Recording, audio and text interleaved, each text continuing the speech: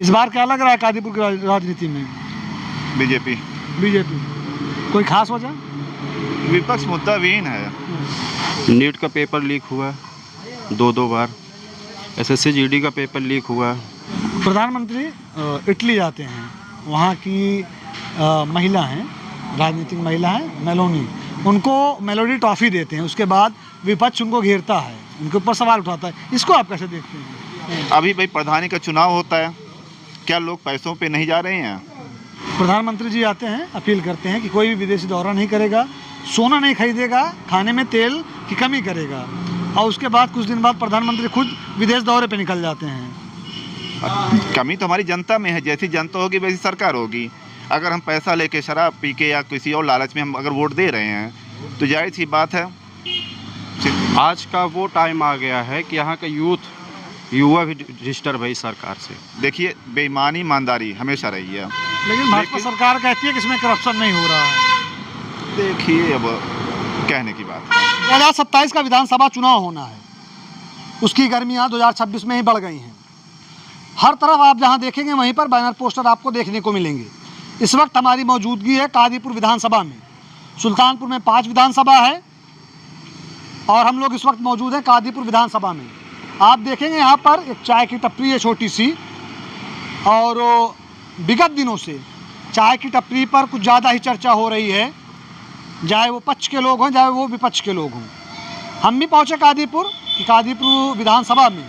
गर्मी कितनी बड़ी है, क्या यहाँ की जनता फिर से राजेश गौतम को चुनेगी या फिर वो बदलाव करना चाहती है, या फिर भाजपा के ये 5 साल या फिर मैं कहूँ 10 साल के कार्यकाल को यहाँ की जनता कैसे देखती है, क्या इनका विचार है? क्या नाम है भैया आपका? दिलीप कुमार। दिलीप कुमार जी। आप हमें ये बताइए, यहाँ के मौजूदा विधायक हैं राजेश गौतम, जो 2 बार से लगातार विधायक बनते आ रहे हैं, इनके कार्यकाल को यहाँ की जनता या फिर आप लोग कैसे देखते हैं? देखिए, कार्यकाल तो देख ही रहे हैं, जो बीत रहा है अच्छा से बीत रहा है, लेकिन हर समय ऐसा होना चाहिए कि एक समय बदलाव होना चाहिए। बदलाव मतलब ये पार्टी जो अच्छे युवक हैं हमारे दिलीप गौतम जी डॉक्टर सपा से हैं वो, तो उनको एक बार चांस मिलना चाहिए। चांस ऐसे मांगने से थोड़ी मिल जाएगा, जब आप उसके योग्य होंगे। में बिल्कुल योग्य हैं, वो क्षेत्र में घूमते हैं, टहलते हैं, और उसके बाद फिर जो है वो काम अभी से चालू कर दिए हैं काम करने के लिए, तो इसीलिए हमने सोचा कि बदलाव परिवर्तन होना चाहिए इसमें। मतलब आप आने वाले 2027 चुनाव में यहाँ पर परिवर्तन चाहते हैं। जो मौजूदा विधायक हैं उनके कार्यकाल के बारे में मैंने पूछा था कि उनके कार्यकाल को आप कैसे देखते हैं? नहीं, उनका कार्यकाल भी अच्छा है, थोड़ा वो अच्छे डिपार्टमेंट के अच्छे हैं, पार्टी से भाजपा से हैं, वो पार्टी से मतलब नहीं, हमको विकास चाहिए चाहे जिस पार्टी से हो। उसके बाद हमको ये नवयुवक पीढ़ी भी देखनी है कि इतना समय बदलाव होना चाहिए। आप बार बार बदलाव की बात किए 2 बार, मैं ये पूछ रहा हूँ जो मौजूदा विधायक हैं राजेश गौतम, इन्होंने क्या अपने इन 5 साल में 10 साल के कार्यकाल में कादीपुर विधानसभा में या फिर कादीपुर विधानसभा के अंतर्गत आने वाले जितने भी क्षेत्र हैं उसमें विकास का कार्य कराया है या फिर कार्य किया है? नहीं, कार्य करते हैं, विकास कार्य करते हैं वो लोग। जी। संतुष्ट हैं इनसे आप?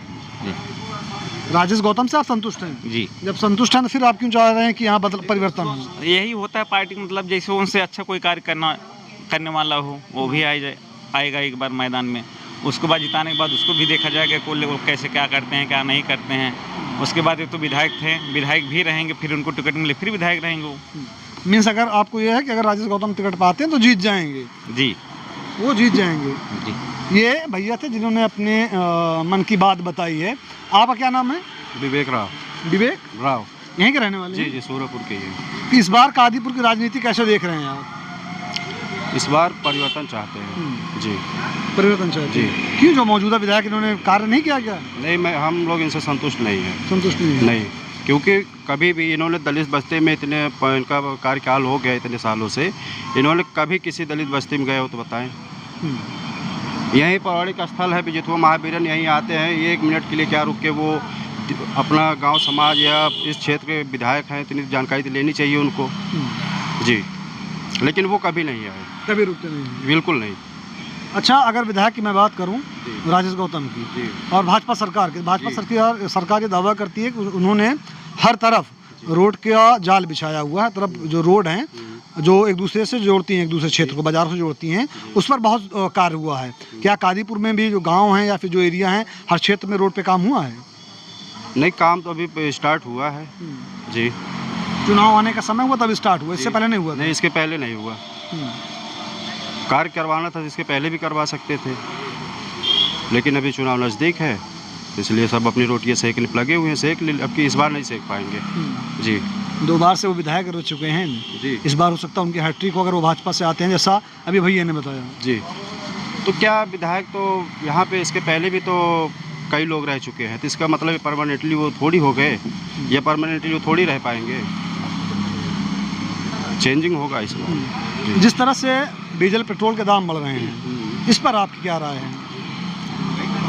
राय हमारी इस पर ये है, आज का वो टाइम आ गया है कि यहाँ का युवा भी डिस्टर्ब है इस सरकार से।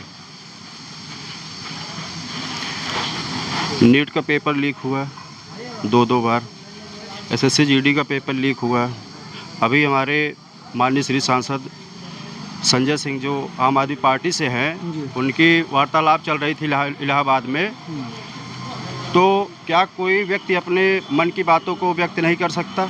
मन की बात तो प्रधानमंत्री मोदी जी भी करते हैं, वो तो सबका भाई अधिकार है। लेकिन फिर उनको क्यों रोका गया? वहाँ के DM SDM ने रोका, वहाँ के SSP ने रोका उनको। बल्कि जो माननीय सांसद जी हैं, उन्होंने कहा कि आप हमारे अधिकारों का हनन कर रहे हैं, ये कोई ओपनली पब्लिक प्लेस तो है नहीं। इतने आवेश में थे कि उन्होंने कहा कि सर ये आपका पब्लिक वो जो है आपका जो है परमानेंट ये आपका लोकेशन है, आपकी ये प्राइवेट प्रॉपर्टी तो है नहीं कि मैं कुछ व्यक्त नहीं कर सकता इस विषय पे। संविधान ये हमको अधिकार देता है अपनी बात को व्यक्त करने का। जी जी। ये किसी के देन से नहीं है, ये संविधान की बदौलत है जो भी है, वरना आज से 70-80 साल पहले क्या हाल थी ये आप भी जानते हैं, ये पूरा गांव समाज भी जानता है, पूरा विश्व जानता है। आइए दोस्तों, यहाँ पर कुछ लोग और बैठे हैं, उनसे भी बात करेंगे। हमारे एक चाचा हैं, चश्मा लगा के बैठे हुए हैं, हम इनसे बात करेंगे, जानने की कोशिश करेंगे कि ये यहाँ की राजनीति को कैसे देखते हैं।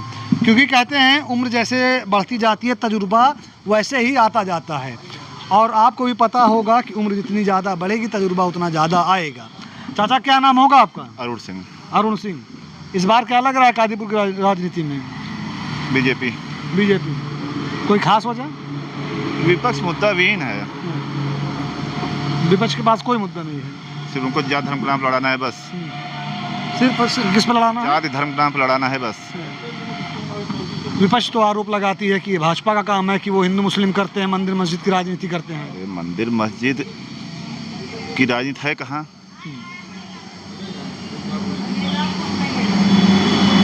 भाई अगर हम अपने धर्म संस्कृति का पालन कर रहे हैं तो हम कट्टरपंथी हो गए, और वो बम फोड़ रहे हैं तो वो सहिष्णु हो गए। क्यों? कौन बम फोड़ रहा है? पूरा न्यूज़ है सामने। धर्म के नाम पे कट्टरता कहाँ पे? हमारे में तो नहीं है भाई, हमारा तो है वसुधैव कुटुंबकम, हमको सबको लेकर साथ चलना है, सब हमारे हैं। हम तो किसी हिंसा की बात नहीं करते, और जो हिंसा करता है वहाँ जाके कोई प्रश्न नहीं कर रहा भाई तुम क्यों कर रहे हो। एक आतंकवादी अगर कर रहा है, कोई भी उनकी कौम के लोग विरोध नहीं करते, तो गलत कौन? नहीं, हम राजनीति की बात कर रहे थे कि राजनीति कौन करता है, कि जैसे आपने बताया कि विपक्ष के पास कोई मुद्दा नहीं बचा है, वो धर्म जात की राजनीति कर रहे हैं। तो मैंने आपसे कहा कि विपक्ष ये आरोप लगाता है कि भाजपा सरकार जो है वो धर्म जात की राजनीति करती है। नहीं करती आपके हिसाब से? मौजूदा जो सरकार है, यहाँ के जो विधायक हैं राजेश गौतम, इनके कार्यकाल को आप कैसे देखते हैं? बेहतर है। काम अच्छा किया है? काम अच्छा किया। इस बार भी यही रहेंगे या कोई और रहेगा? यही रहेंगे, हैट्रिक लगेगी। हैट्रिक लगेगी। अच्छा, अभी पेपर लीक हुआ है, नीट का पेपर लीक हुआ है, बच्चे बड़ी मेहनत से पढ़े हैं, और उसके बाद कुछ बच्चों ने सुसाइड कर ली है, और कुछ बच्चियाँ ऐसी थी जिनका शायद लास्ट अटेम्प्ट था। पेपर लीक हो जाना, कोई भी एक पेपर ऐसा नहीं आ रहा जिसको सकुशल तरीके से कराया जा सके। देखिए, अगर इस विषय में बात आप कर रहे हैं तो ये हम कहीं न कहीं सामाजिक नैतिक पतन मैं इसको कहूँगा, कि अगर हमको कोई पद मिला है तो हमारी रिस्पॉन्सिबिलिटी होती है उसको हम ईमानदारी से कराएं। अब 100 में 100 लोग तो एक बराबर हैं नहीं, भ्रष्टाचार भी है, कहीं अगर भाई दान देने वाला है तो कहीं चोरी करने वाला भी है। तो ऐसे जो गंदे लोग हैं वो चंद रुपए के लालच में ऐसा काम कराते हैं और भोगी सब बनते हैं उसमें। इसके लिए किसी एक व्यक्ति की वजह से या 4-6 लोगों की वजह से पूरे सिस्टम पर उंगली नहीं उठाई जा सकती। क्या भाई घर में एक बच्चा नालायक हो जाए पूरा परिवार थोड़ी नालायक है। तो गलत तो किसी एक इंसान ने कि उसको दंड मिलना चाहिए कायदे से, जिसने गलत किया। संपत्ति जब्त होनी चाहिए, उसकी जेल होनी चाहिए। लेकिन अभी तक जिसने गलत किया है या फिर जो उस पदवी पर है, आपको भी पता होगा, अगर सत्ता आपकी है या फिर हमारी है, घर का मुखिया जो है, अगर उस घर में गलती होती है तो जो सवाल पूछे जाएंगे वो मुखिया से ही पूछे जाएंगे। ये सही चीज़ है। तो मुखिया काम क्या होना चाहिए? भाई मुखिया सीधे भाई पनिशमेंट देना चाहिए उसको, चाहे जो भी हो। लेकिन पनिशमेंट नहीं दी गई ना। तो अब जांच उसमें क्या कर रहे हैं, कहाँ तक कन्फर्म हो रहा है, जांच होने के बाद उस पर कार्रवाई होनी चाहिए। मैं तो यही कहूँगा, चाहे जो हो। लेकिन जैसे कोई भी गलत काम समाज में होता है, मैं इस पर मेरा एक व्यक्तिगत विचार है कि अगर हम आप या हमारे आपके गांव का ही घर का ही कोई बच्चा पाता है, नौकरी पा रहा है, तो उससे ऊपरी कमाई पूछी जाती है। तो समाज में जब तक ऊपरी कमाई का चलन है तब तक भ्रष्टाचार रहेगा। ये हमारी सबकी नैतिक जिम्मेदारी होगी कि हम पद पाने के बाद उसकी गरिमा को देखते हुए निष्पक्ष काम करें। और ये उसी विषय की बात नहीं है, ये कहीं न कहीं हर विभाग में करप्शन है, वो रहा है। क्योंकि देखिए, बेईमानी ईमानदारी हमेशा रही है। लेकिन भाजपा सरकार कहती है कि इसमें करप्शन नहीं हो रहा है। देखिए, अब कहने की बात है। हाँ, पहले कम ज़्यादा होता है, ये सब रहेगा, हमेशा रहेगा। भाई चोरी करने वाला तो हमेशा चोरी करेगा, चाहे जो विभाग हो, चाहे जो सरकार हो। मतलब ये आप मान रहे हैं कि चाहे जो सरकार आएगी या फिर जो सरकार हो चोरी करेगी? हम सरकार को ही दोषी क्यों बनाएं? अभी भाई प्रधानी का चुनाव होता है, क्या लोग पैसों पे नहीं जा रहे हैं? कमी तो हमारी जनता में है, जैसी जनता होगी वैसी सरकार होगी। अगर हम पैसा लेके, शराब पी के या किसी और लालच में हम अगर वोट दे रहे हैं तो जाहिर सी बात है सिस्टम वही बनेगा। सरकार के पास इतनी पावर है कि वो ऐसा कानून लगाए कि वो दूध के डब्बे में कैन में जो होता है, एक मिनट सुन लीजिएगा, उसमें वो खोज लेती है। रोड पे चलते हुए जो मजदूर व्यक्ति होंगे, जब वो चाहती है तो उनको ढूंढ लेती है। अगर सरकार और पुलिस प्रशासन या चाह ले तो एक पैसा इधर से उधर नहीं हो पाएगा कि कोई सा भी इलेक्शन हो, 1 रुपया बट नहीं पाएगा। नहीं, वो सही चीज़ है। अच्छा, जिस तरह से पेट्रोल के दाम बढ़ रहे हैं, डीजल के दाम बढ़ रहे हैं, गैस के दाम बढ़ रहे हैं, लोग गैस के लिए लाइन लगा रहे हैं, इसको आप कैसे देखते हैं? लाइन तो 15-20 साल पहले भी थी। हम ही लोग गए हैं, 3-4 घंटा लाइन लगाए हैं, कांग्रेस गवर्नमेंट थी। और जो चीज़ बाहर से आ रही है, ईरान, वहाँ लड़ाई चल रही है, सामान नहीं आएगा, चाहे जो सामान हो, वो तो जाहिर सी बात है डिस्टर्बेंस होनी है। उसके लिए सरकार पे दोष लगाना कोई उचित नहीं है मेरे हिसाब से। कौन जिम्मेदार हो? देखिए, जिम्मेदार क्या परिस्थितियां हैं इकोनॉमिकल। जो चीज़ हमारे देश में पैदा नहीं है या जो चीज़ हमारे घर में नहीं है, उसको हम बाहर से ला रहे हैं। अब भाई वहाँ लड़ाई नाते हार्मोज बंद हुआ, तेल आने में समस्याएँ आई, तो वो तो शार्टेज होगी। तो ये तो हमको भी सोचना चाहिए कि हम मिसयूज ना करें। भाई आज हर घर में 4-6 गाड़ी, कोई 1 किलोमीटर पैदल नहीं चलना चाह रहा है। तो भाई अगर थोड़ी सी बचत करें, सिस्टम देखें, क्या गलत है इसमें? उसके लिए सरकार को दोषी नहीं कहा जा सकता है। प्रधानमंत्री जी आते हैं, अपील करते हैं कि कोई भी विदेशी दौरा नहीं करेगा, सोना नहीं खरीदेगा, खाने में तेल की कमी करेगा, और उसके बाद कुछ दिन बाद प्रधानमंत्री खुद विदेश दौरे पे निकल जाते हैं। अच्छा प्रश्न है ये, पर बहुत न्यूज़ में भी सब विपक्ष भी ने भी हल्ला किया। घर का मुखिया है, मान लीजिए हम हो चाहे आप हो, भाई समस्या ही हमको घर के लिए भोजन की व्यवस्था और सब चीज़ें व्यवस्था करनी, तो क्या हम घर बैठ के कर सकते हैं? मुखिया को तो बाहर जाना पड़ेगा, उसकी व्यवस्था करनी पड़ेगी। अगर तेल या और सब चीज़ें ईरान से नहीं आ पा रही हैं, उस रास्ते से नहीं आ पा रही, तो हमको अदर कंट्री से व्यवस्था करनी पड़ेगी। वो तो एक मुखिया का काम है और उसमें सहयोग करना हमारा काम। तो ये बहुत बड़ा इशू नहीं है, ये सिर्फ वही कहना है कि बस विरोध करने की मुद्दा है, बस और कुछ नहीं। प्रधानमंत्री इटली जाते हैं, वहाँ की महिला हैं, राजनीतिक महिला हैं, मेलोनी, उनको मेलोडी टॉफ़ी देते हैं। उसके बाद विपक्ष उनको घेरता है, उनके ऊपर सवाल उठाता है, इसको आप कैसे देखते हैं? अच्छा, विपक्ष तो मैंने कहा विपक्ष काम है। कभी भाई बाहर से सिगरेट आती थी, अब ये बहुत बड़ा मुद्दा हो जाएगा, थोड़ा कड़वा सच भी होगा कोई नहीं कि इंसान। देखिए, इसमें विपक्ष अपनी कमियों को नहीं देखता, उसने क्या किया। आज विपक्ष काम सिर्फ विरोध करना रह गया है और कुछ नहीं है कि हमको विरोध करना है। विपक्ष की जो भूमिका आज के 25-30 साल पहले जो स्वस्थ विपक्ष होता था, अटल बिहारी वाजपेयी विपक्ष थे, इंदिरा गांधी पक्ष में थी, जो वो तारतम्य था वो कहीं खो गया है। आज विपक्ष में जिस तरीके से भाषाओं का इस्तेमाल हो रहा है वो निंदनीय है।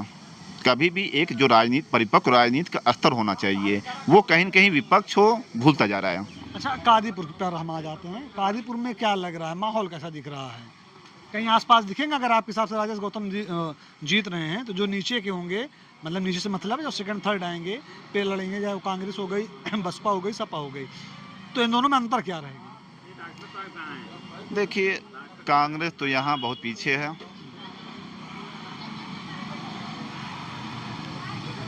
बसपा का भी जनाधार है, उसे इनकार नहीं किया जा सकता, लेकिन जो सभी वर्ग के वोट पाएगा वही जीतेगा।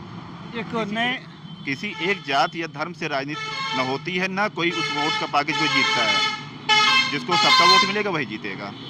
एक नए युवा, अभी मैं जा रहा था, बोर्ड लगा हुआ है, पोस्टर लगा हुआ है, दिलीप गौतम लिखा हुआ है, वो सपा से टिकट मांग रहे हैं। इनको आप कैसे देख रहे हैं? देखिए, दावेदारी कई लोगों की है, पार्टी किसको देती है उस पे वो उनका विषय है, पार्टी का विषय है। नहीं, मैं आपका विचार जानना चाहता हूँ। अगर वो लड़ते हैं, सपा से लड़ते हैं, तो कैसा क्या रुझान रहेगा? अब बिना किसी के बारे में पूरी तरह जाने, हालांकि मेरी उनकी मुलाकात हुई है 15-20 मिनट के लिए, तो लेकिन भाई किसी को कौन अच्छा है कौन बुरा है 10-5 मिनट नहीं जाना जा सकता किसी के बारे में। तो इस पर भाई बातचीत में ठीक लगे, बाकी तो उनकी भाई जो कार्यशैली रहेगी वो जाहिर होगी। इतने कम समय में किसी के बारे में अच्छे हैं बुरे हैं नहीं कह सकते। दोस्तों, ये 191 विधानसभा कादीपुर है, सुल्तानपुर की 5 विधानसभा है, 4 पर भाजपा का कब्जा है, इसौली विधानसभा है, 187 वहाँ पर सपा का कब्जा है। ये हम लोग निकले हुए थे माहौल जानने के लिए। यहाँ पर 2-3 लोग मिले, हमने बात की उनसे। अब कोशिश करेंगे फिर किसी अगले चौराहे पर चले जहाँ पर लोग उनसे बात करें और समझने की कोशिश करेंगे, जानने की कोशिश करेंगे कि इस बार का चुनाव 2027 कैसा होगा। विधानसभा चुनाव आपको पता हो 2 बार से लगातार विधायक है राजेश गौतम, ये भी पहले से कांग्रेस से चुनाव लड़ चुके हैं यहाँ से। हाँ। तब उनको निराशा हाथ लगी थी, लेकिन उसके बाद भाजपा ज्वाइन करते हैं, यहाँ से लड़ते हैं, 2 बार वो जीत चुके हैं। भैया का कहना है कि इस बार हैट्रिक लगेगी। क्या होता है, कैसे होता है, जनता चुनेगी, जनता बताएगी कि उन्होंने कितना काम किया है, कैसा काम किया है, ये जो देखने लायक होगा। आपका हमारा साथ इस वीडियो में यहीं तक था, फिर मिलेंगे किसी नई वीडियो में। तब तक आप बने रहिए आपके अपने चैनल अपना सुल्तानपुर पर। आपकी जो भी राय होगी कमेंट करके ज़रूर बताइएगा। इस वीडियो को जो कैमरे में कैप्चर कर रहे हैं उनका नाम विधान है। जय हिंद।